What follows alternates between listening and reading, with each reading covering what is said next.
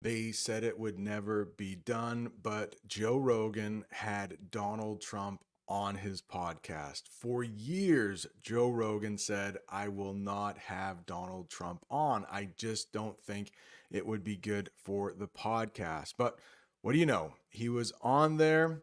And in today's English lesson, we are going to talk about some of the difficult vocabulary they talked about. They also used some English idioms. And of course, you can't have a podcast without using English phrasal verbs. We will watch a clip of the podcast, and then I will come back and discuss, teach some of those difficult things. That way, you will know how to use them in your next English conversation, or if you are studying for the IELTS or TOEFL exam, they won't confuse you. Before we take a look at the first clip, if you don't mind, please hit that like button.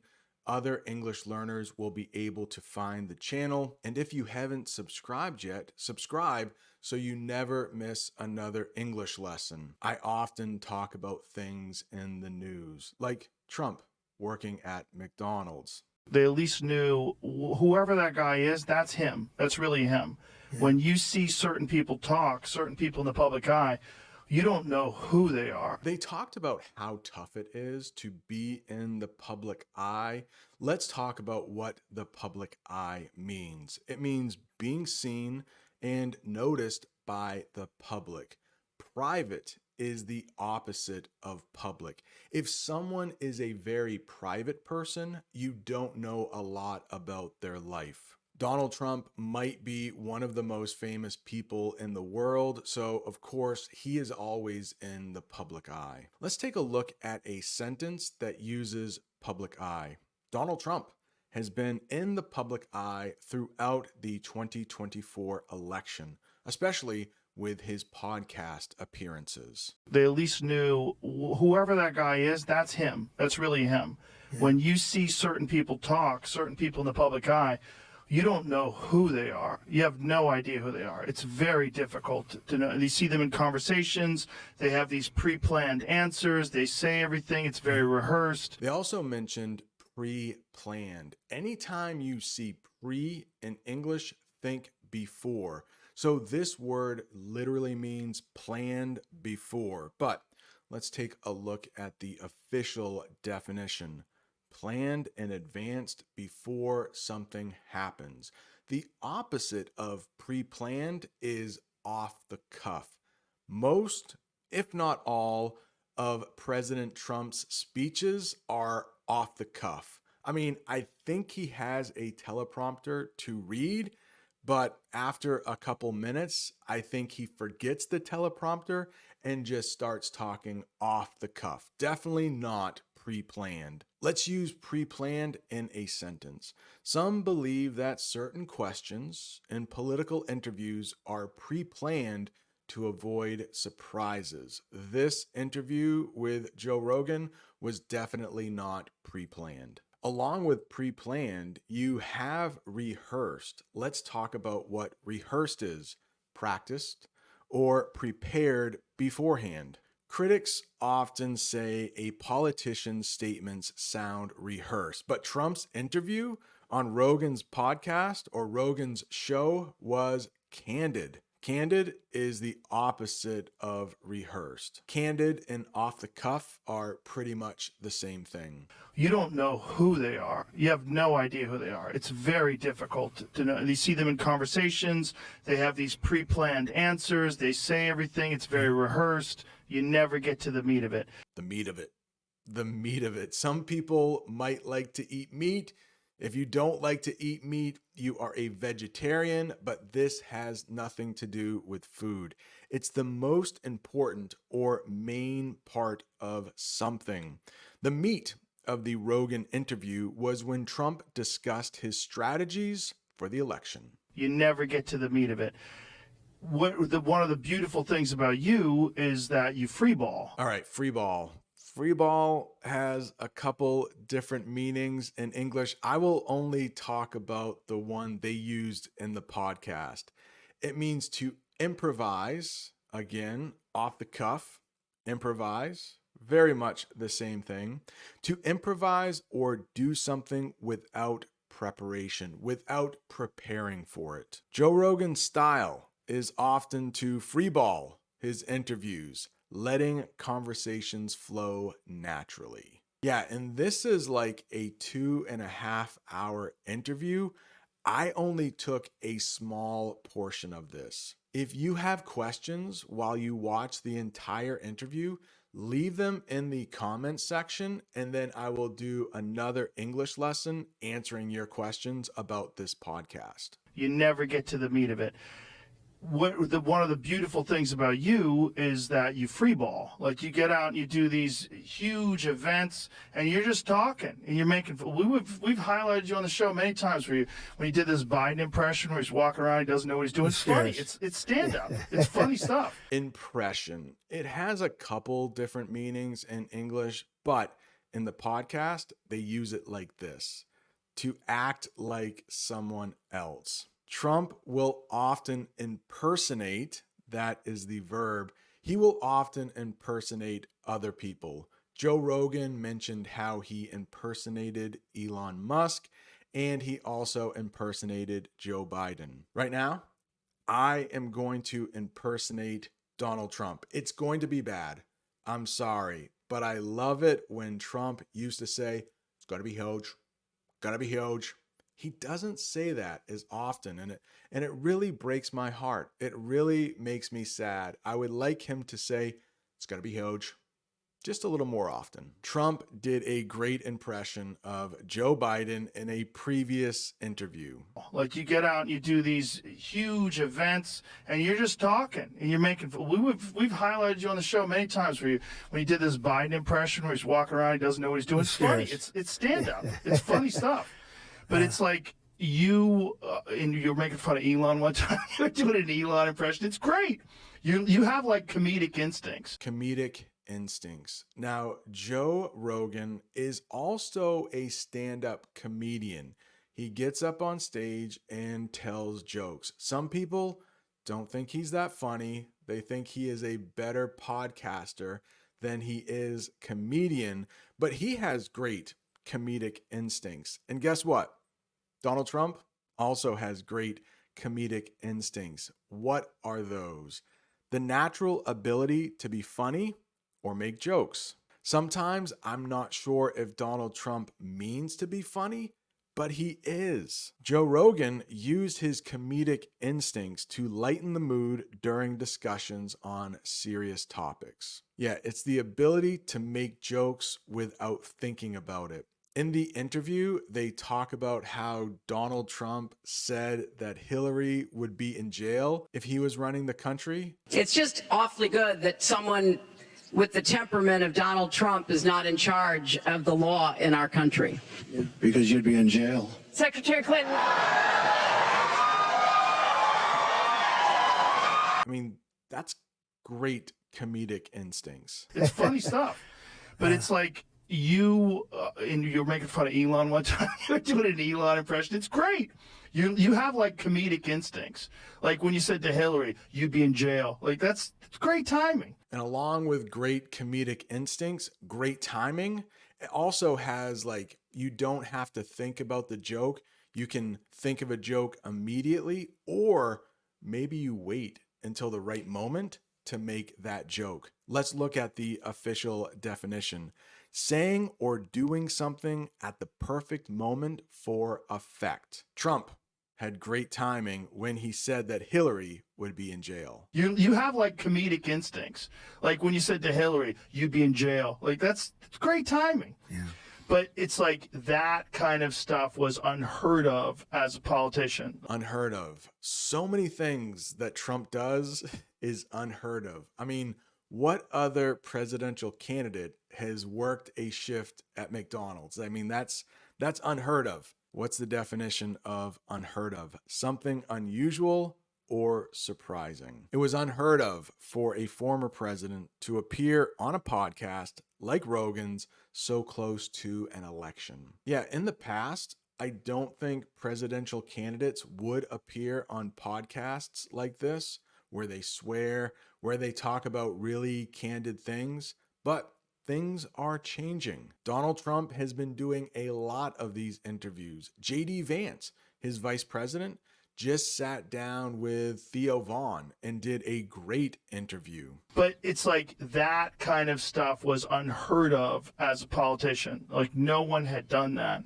And I think it's funny. You need at least the attitude of a comedian when you're doing this business.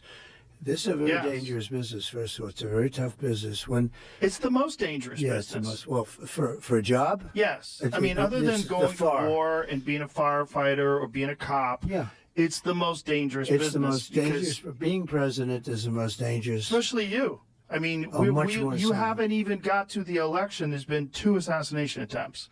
And they've brushed those out of the news like it was nothing. Brush it out of the news. And it seems like some of those assassination attempts really weren't covered by the news that much or for that long. Maybe for a couple days, and then they disappeared. So let's get an official definition for brush it out of the news. To ignore or downplay a story so people forget it. If somebody shot at Joe Biden, it probably would have been bigger news. We would probably still talk about it more. Some people believe certain networks tried to brush Trump's interview out of the news to avoid publicity. Publicity. It has public in it, right? Publicity is making the news, having a lot of people talk about it. Being president is the most dangerous. Especially you. I mean, you haven't even got to the election. There's been 2 assassination attempts. And they've brushed those out of the news like it was nothing. Yeah, they'd rather not talk about them. Imagine if there was assassination attempts on Biden, how hard people would be attacking the right. Attacked the right. Now, this is political. So when you hear the right, think Republicans. If you hear the left, think Democrats. The official definition: criticized Republicans or conservative figures. Conservative, Republicans. Liberals, Democrats. Some politicians attacked the right for their stance on the economy in Trump's absence. Well, the economy is not as good as it was before. I don't know what I should say. Sometimes YouTube doesn't like it when we talk about that thing that happened in 2020 when everybody got sick. Yeah, the US economy was better before that thing happened. But in the podcast Attacking the Right, they are talking about guns. If somebody is a Republican, they are more likely to think that people should be able to own guns. If somebody is a Democrat, they are less likely to think Americans should be able to own guns. Imagine if there was assassination attempts on Biden, how hard people would be attacking the right, how they would be trying to get guns taken away from people. They would try to ramp up gun laws. Ramped up. I've talked about this many times on the channel. Maybe this is review for you, but it means increased in intensity or effort. So of course, as the election draws near, Trump is ramping up his public appearances. He wants more publicity. Let's look at it in a sentence. Trump ramped up his media presence as the election approached, appearing on major podcasts. They would try to figure out some way to blame you. If there was attacks on, if Biden got shot in the ear, we would have never heard the end of it. But I think he's in good shape because it's only consequential presidency. In good shape? In good shape? What does that mean? There are a couple different meanings in English. Let's take a look at what in good shape means. To be in a strong or favorable position. Favorable. Not easy to say, but it means like in a good position. Polls suggest that Trump was in good shape after his Rogan interview, gaining support among young voters. Now, former President Trump made a joke during the podcast, and I don't think Joe Rogan heard it or he didn't get it, but it was pretty funny. They were talking about assassination attempts and how President Trump has had 2 already so far. Hopefully no more. But Trump said that Joe Biden didn't have to worry about being assassinated because only consequential presidents have to worry about it. Consequential. Not easy to say, not something I say very often. Let me slow down and pronounce it perfectly. Okay, just in case you want to use it in one of your conversations. Consequential. Consequential. Consequential means like something important. And so President Trump was saying Joe Biden isn't important enough for somebody to try to assassinate him. So let's look at the official definition of consequential.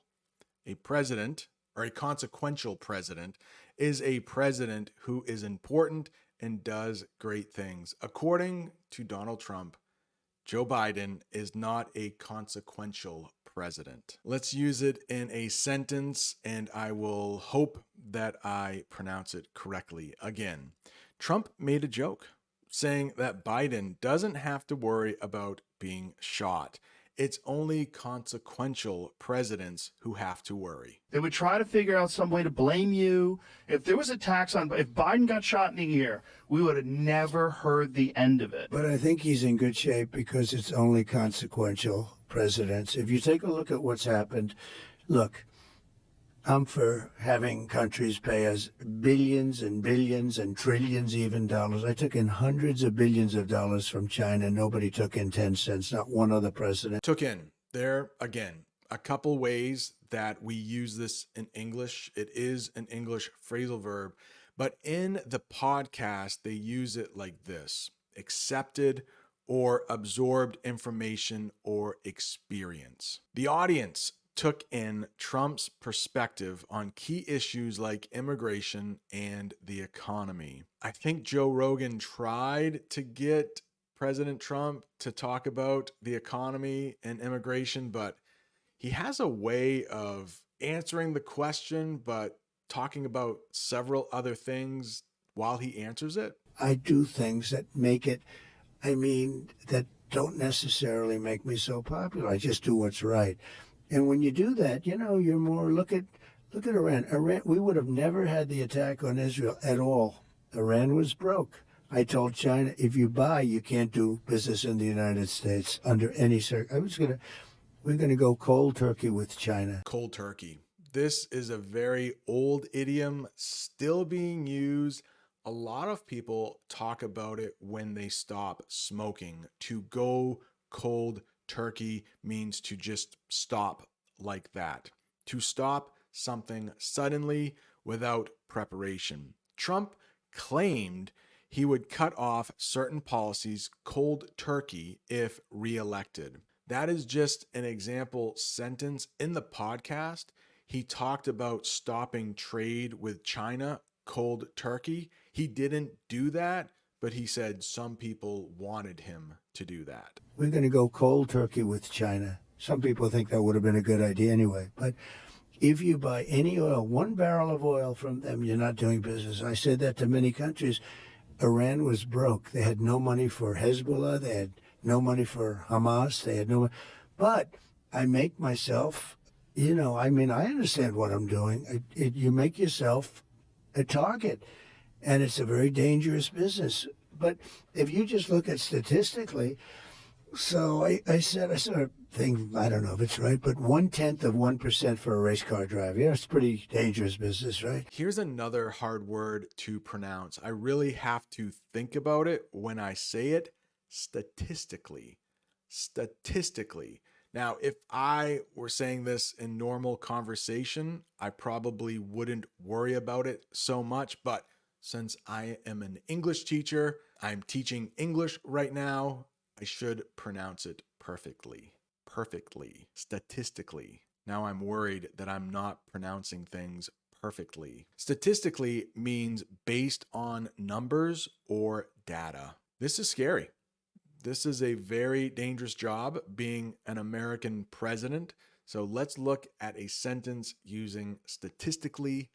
Assassinated presidents. The number of American presidents who have been assassinated is statistically high.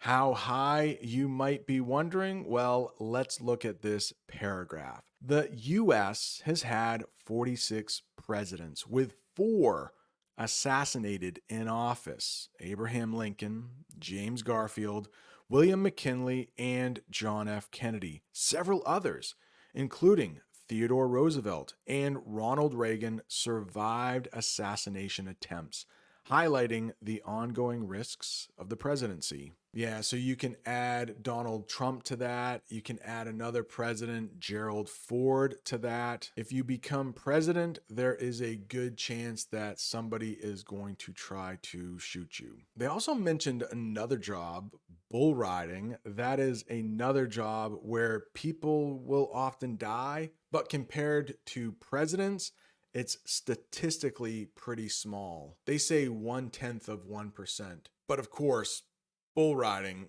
has a lot of injuries. And it's a very dangerous business. But if you just look at statistically, so I said I sort of think, I don't know if it's right, but 1/10 of 1% for a race car driver. Yeah, it's a pretty dangerous business, right? Yeah. 1/10 of 1% for a bull rider. I tell you, to me, You're talking death? these guys that ride the bulls is worse than UFC. The UFC, I wonder, in your first language, do you call this thing something different? But UFC in English means Ultimate Fighting Championship. Both Joe Rogan and Donald Trump love watching the UFC. Joe Rogan is actually a commentator for the UFC.